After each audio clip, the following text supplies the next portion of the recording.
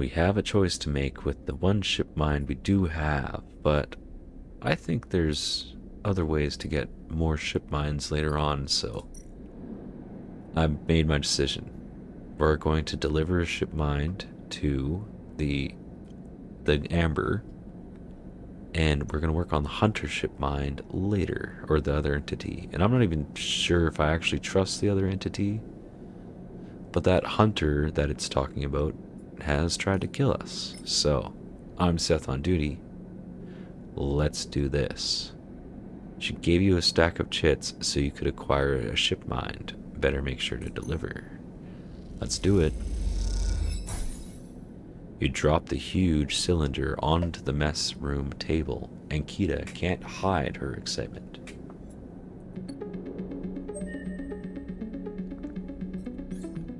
Oh, now we have 2 upgrade points. That is good. I'm going to save it for a 3rd, though. And talk to Ankita. You drop the shipmind core onto the galley table with an emphatic bang. Ankita spins around from where she's been poring over some documents on her slate. Holy shit, Sleeper! Did you actually land a shipmind? She rushes over and hefts the huge cylinder, turning it back and forth. Well, shit, it might actually work. She smiles wider than you've ever seen. Where did you get it? I built it. Built it? Well, you are full of surprises. Ankita bangs on the galley wall. Hear that, Amber? The Sleeper got you a new shipmind. The sound echoes down the ship's passages. You have to admit, being in a small space with Ankita when she's this exciting is a little intimidating. Ankita puts the shipmind back on the table. I'll start the process of fitting it as soon as I can. I may need your help with some of it. She heads back towards the counter to grab her slate. This isn't the only good news today either. Looks like my good karma is finally coming in. She throws the slate onto the table and spins it so you can see the screen. Take a look at this. You see a list of names and numbers, nothing that exciting, along with what looks like a transit timetable. I found them. The thieves? Exactly. Well, the thief, singular. She points at a name on the list, or more specifically, Ashton Cade. It was his pass that was used to access Amber and slice the ship mind. I thought he might have been killed or robbed, his pass stolen, but it turns out he crossed the Founder's Gap the very next cycle. How do you know? I know some of the crew over at the ferry, old mercs, used to run in an outfit I worked with. I saw them in the Overlook, and they mentioned they saw Ashton crossing. I checked the manifest, and there he was. Looks suspicious.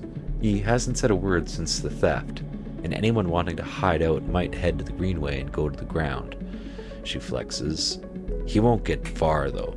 There's no real docks out there, only a couple of jetties in the wastes. So what now? Now I fit the ship mind. That's the first priority. She pauses. But maybe you could help me out. Sure. It's like this. I head over there, especially in Amber. You'll spot me a mile off and go underground. He'll find a way to slip the station, or he'll bury himself so deep in the wastes no one will ever find him. But you, Ashton doesn't know you. All I need is for you to go there and sniff around, not at the commune, not the stacks. He will have gone to the edges, the margins, the wild places. That's what Ashton likes. You see him, you locate him, ping me on this. She hands you a calm earpiece. Seeing as this is merc work, I'll be happy to give you merc pay. She shifts in her seat. The thing is, I haven't got much left. So how about I tell the boys who run the ferry to give you a discount? I know it's not much, but once I grab this coward, I'll pay up. 200 cryo. Nothing less. What do you say? She meets your eye. I'm absolutely interested in seeing where this goes. She gives you a heavy whack on the shoulder. Good. I owe you. She lifts the shipmind up onto her shoulder with worrying ease. I'm going to get this fitted into the Amber's core. You get any info, any sense of where Ashton is hiding, let me know. She goes to turn and then stops. And once again, Sleeper, thank you. I appreciate it. Ankita stomps off into the guts of Amber with the shipmind, leaving you in the galley. You glance around, a sudden nervous energy descending at what is to come. You never thought you'd work as a mercenary, but then again, it seems the eye is full of surprises. Ho ho ho ho ho. And she'll give us 200 cryo. We could just buy a whole nother shipmind for Lowend. Okay, so that's the plan.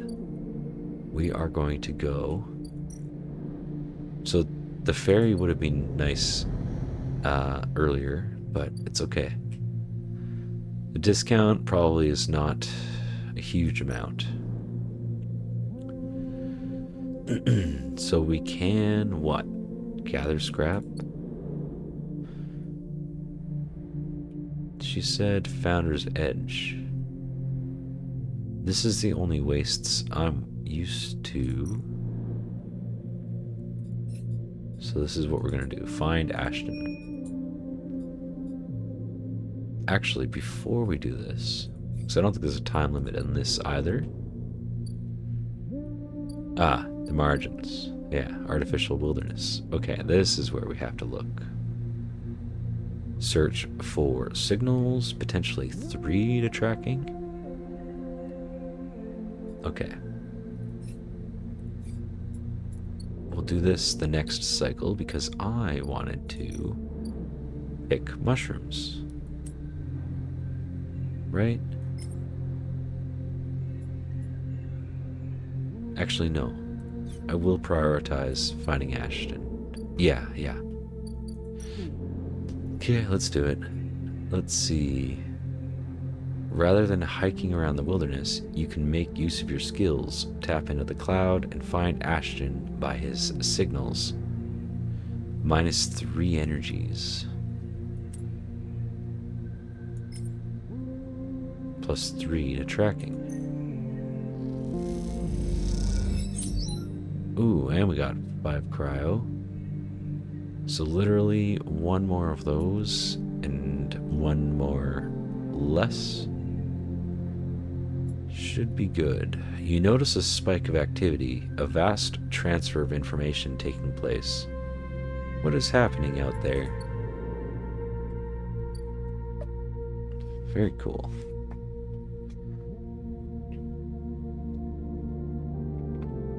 So we're going to head to our little dormitory here.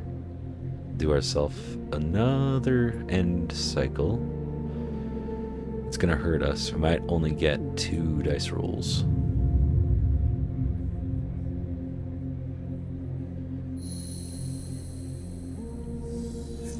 Oh, we did get 3. Awesome. So let's look for Ashton. Let's do this one on tracking. Wham. +5 cryo again. I really liked getting cryo. Let's do this one. It seems like the obvious way to track someone, but in this overgrown tangle, this simple task suddenly becomes difficult. Look for tracks. You find evidence of a temporary camp set up by someone with military precision. Could this be Ashton's work? Maybe. It's the stranded mercenary. Okay, let's check it out. The trail ahead extends deep into an overgrown section of the Greenway. At this far end of the ring, where the long, lazy curve of the Greenway becomes the shattered landscapes of the wastes, things are oddly quiet. Ahead stands a vast farm stack, broken from its access by rust or force, and lying amongst the overgrown landscape like an ancient temple. It is stained with moss and algae, flows of green running out from its broken tanks like a frozen, brackish tide. This is where Ashton is hiding, you are pretty sure. All your intuition points to the shadows beneath this collapsed superstructure. You roll the comm headset Ankita gave you in your palm. Call her. I'm not going to go alone. Are you kidding me? You slip the headset into your ear, and it fizzes with static. After a few moments, you hear Ankita. Sleeper, have you located the target? A doubt enters your mind. Can you be sure he is here? Well, no. Let's be honest with her.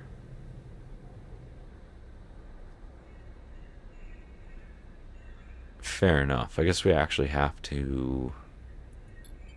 A confused silence is at the other end. Maybe it is better that you confirm that Ashton is there before you call Antigua. Remove the headset. You put the headset back in your pocket. Not yet. You need confirmation. You survey the route ahead. There is a direct route. A line of broken pillars that take you into the center of the structure. Or you could skirt around the pillars, keeping to the cover of the raised spine of the Greenway, and work your way around. It'll take longer, but it is better concealed. Skirt around. You decide on the long route, and head off towards the center spine. It is slow going there, where the overgrowth meets the metal wall, but it is so concealed that you can barely see the glass roof above your head. You follow the wall, knowing it will lead you to the edge of the collapsed stack. For the final part of the journey, you have to work your way through the dense undergrowth, pushing aside branches and fronds. It is exhausting, and you stop on a small rise to rest.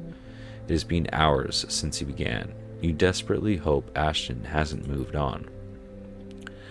Just ahead, a soft glow is coming from somewhere within the farm stack.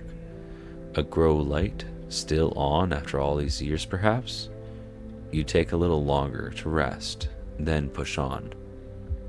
You follow the faint glow of the stack. You find a broken tank, and step through the opening, trying to avoid the broken glass that sits among the moss and algae. You work your way up the slanted tank, carefully, quietly.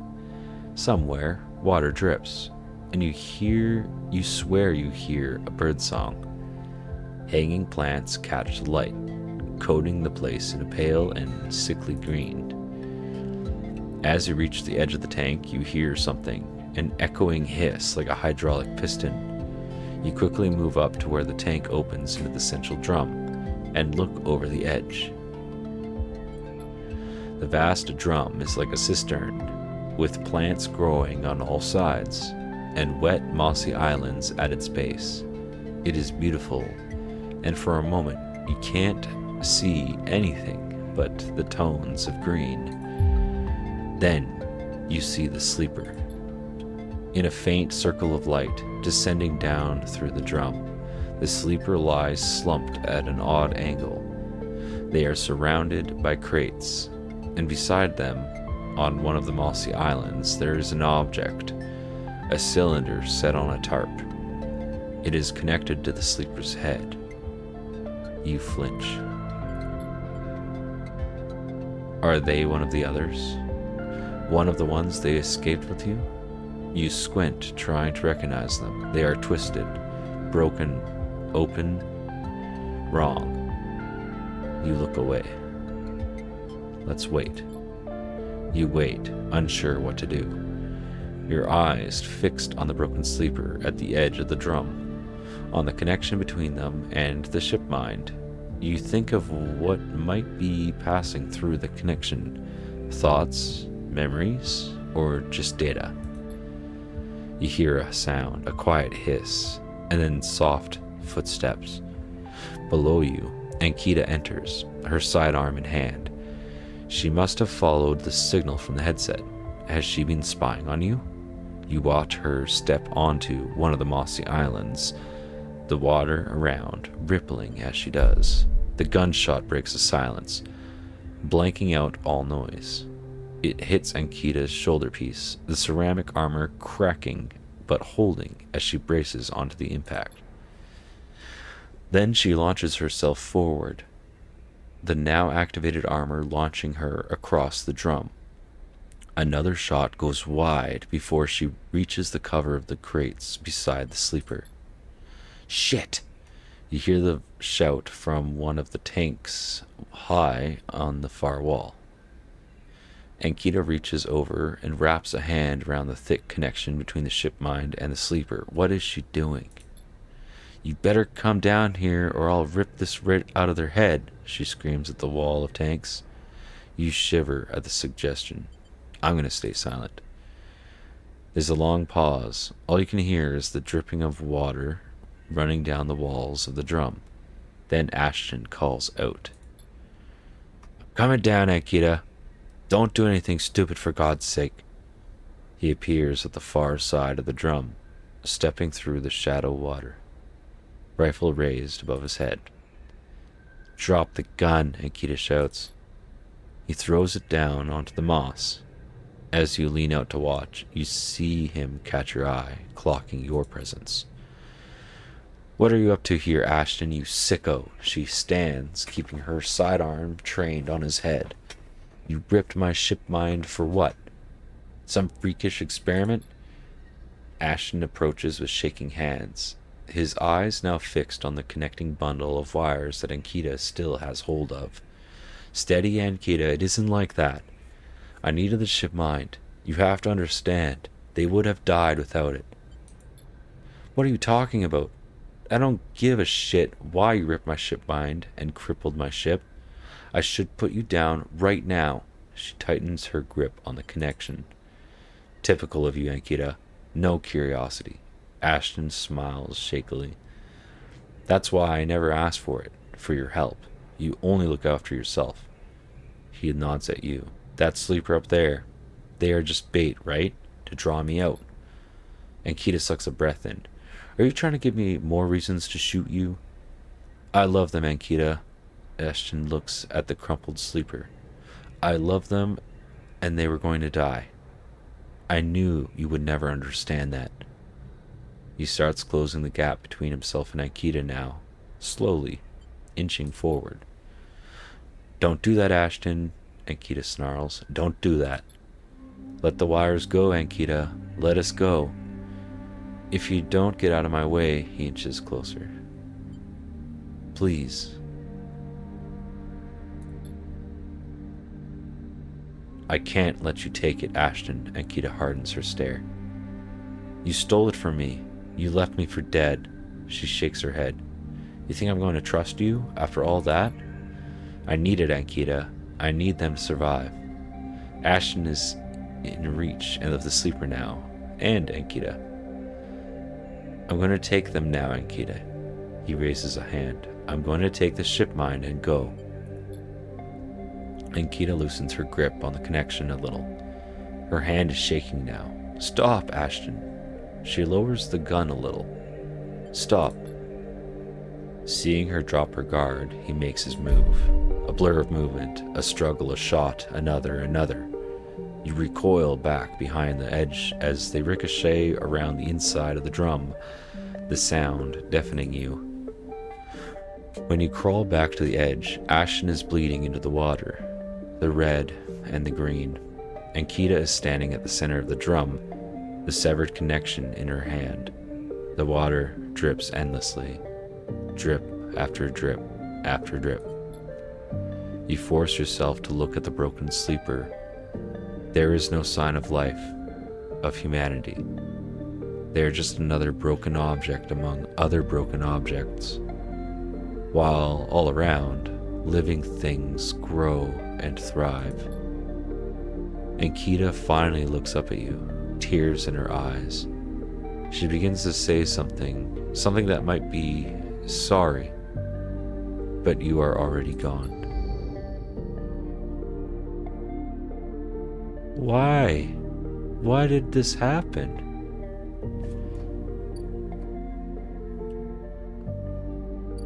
I'm actually incredibly sad by this development. It's really sad.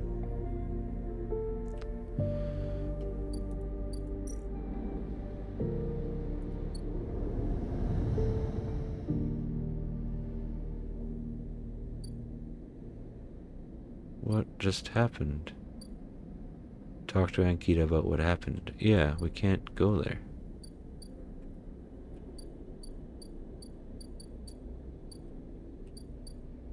Like, I'm not greedy. I don't need that cryo. The way that all transpired, I feel like that could have been avoided. I don't know. What do you think? Let me know in the comments below. Would you have done any of that differently? Do you think the outcome would have been different if I had? Alright, I don't want to work with only 2 dice rolls tomorrow, so I'm going to go ahead and take more energy. And take another stabilizer. There we go. Body repaired. Conditions stabilized. Let us end this cycle.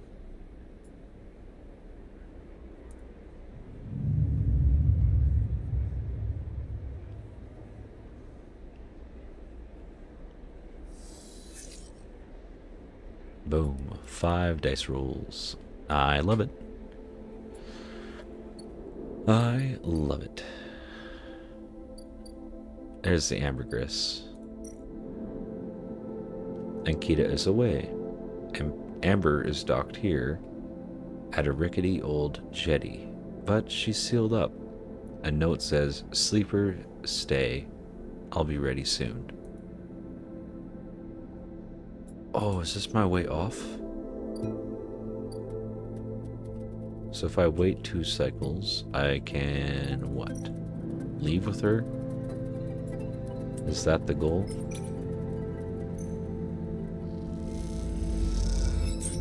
We're harvesting all our mushrooms. And gonna bring them over.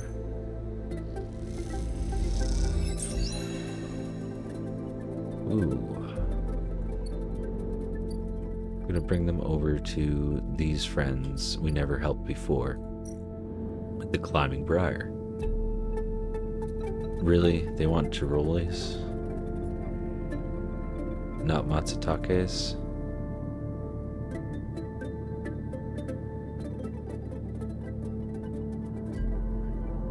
This is about episode Flux. Completing supply Chiroles action will open the episode, but be aware that it is intended for late gameplay. Okay. Didn't know that. But at the labs, we also know we can give the caps, and we can get another stabilizer. So let's do that. And we can always just grow. I'm gonna go back to the Lowend, because there was still one more thing to do right here for exploring. Definitely want to make money, so let's do this. You duel with a sharp-eyed teenager, blocking each other with careful moves. You win and the crowd chatters, clearly impressed. Boom, a Lowender. So now we are Lowenders. Caster curious data fence. You cross between two walls of units, one of the cavernous streets at the center of the Lowend. The pressurized bridge is full of the clack of tavla, the shouts of children, the whir of air filters. Sleeper, you turn to see a man sitting at a tavla table alone, somehow untouched by the hustle and bustle of the people around. He gestures to the stool at the opposite side of the table. Sit. I sit. You sit at the metal table and he starts setting out with the board with the counters, or at least the filter caps Lowenders typically use in their place. Caster, he says, by way of introduction, looking over his glasses. Night or day, he asks, gesturing at the caps, crudely sprayed white and black. Night. He nods. The black counters are already on your side. Let's begin. You take a plastic die each, pitted and worn, and roll to determine who starts. Caster rolls a 6, you a 4. I lead. He smiles and begins to move his first cap precisely along the board. Play passes back and forth between you, the dice changing hands as the caps spread along the board. As it does, Caster speaks, eyes not leaving caps. It is unusual to see a sleeper on the eye. That's why I wanted to play with you. You take your turn, rolling a 5 and a 6. Play aggressively. After all, a sleeper's mind must be somehow different to a human one, being emulated, I mean.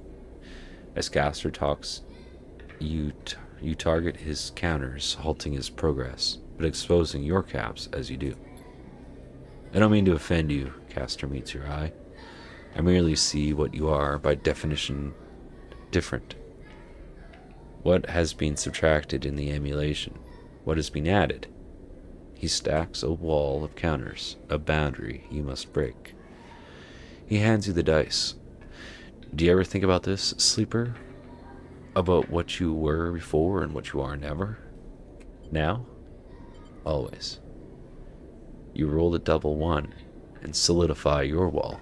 Caster whistles. The holding game, commendable.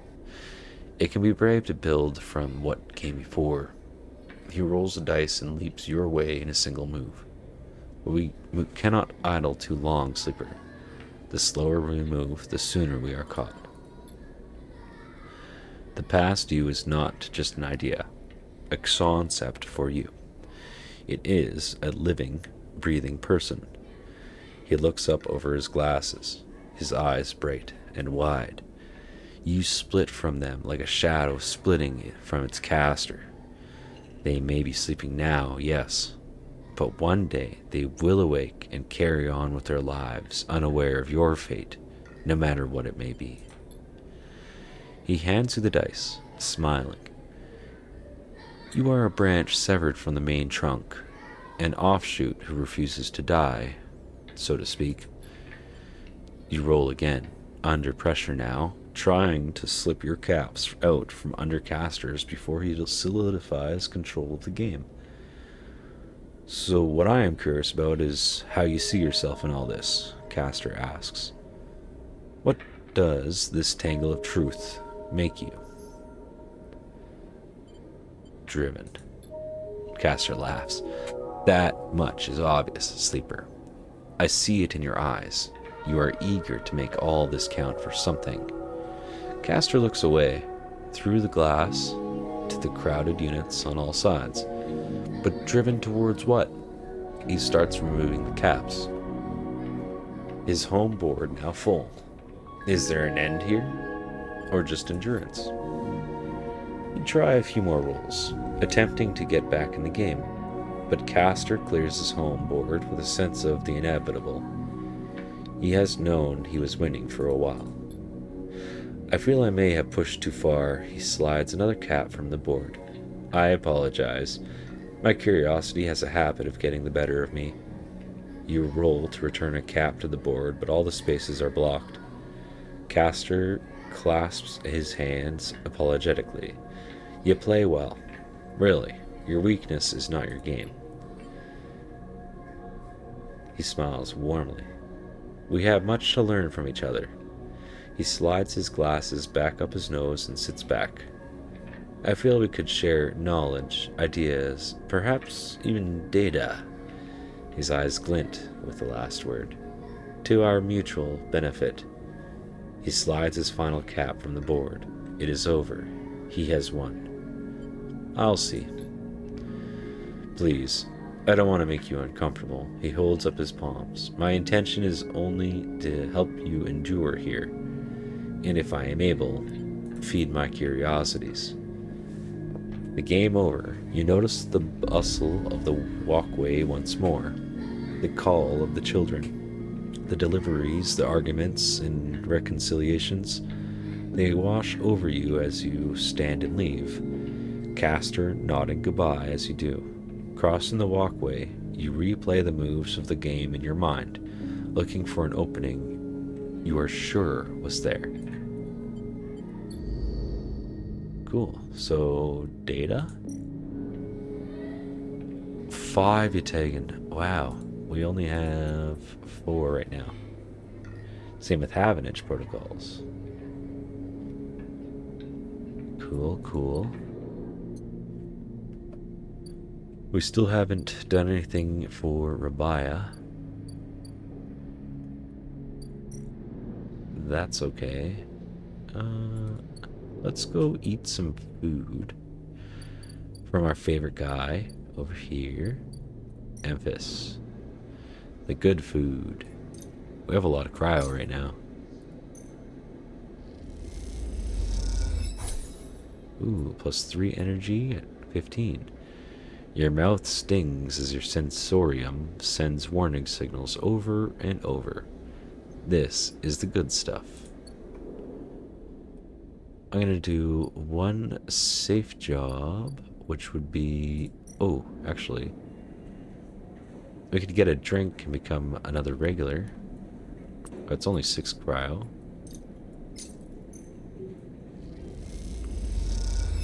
Bing, +1 energy. Not bad. So yeah, I wanted to do a safe work here.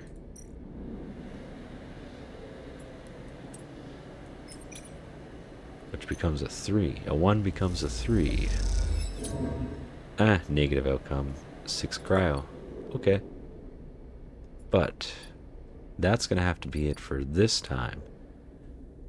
In a couple cycles, we'll come back if nothing really interesting happens.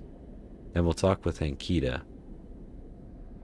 And until then, I'm Seth on Duty, signing off.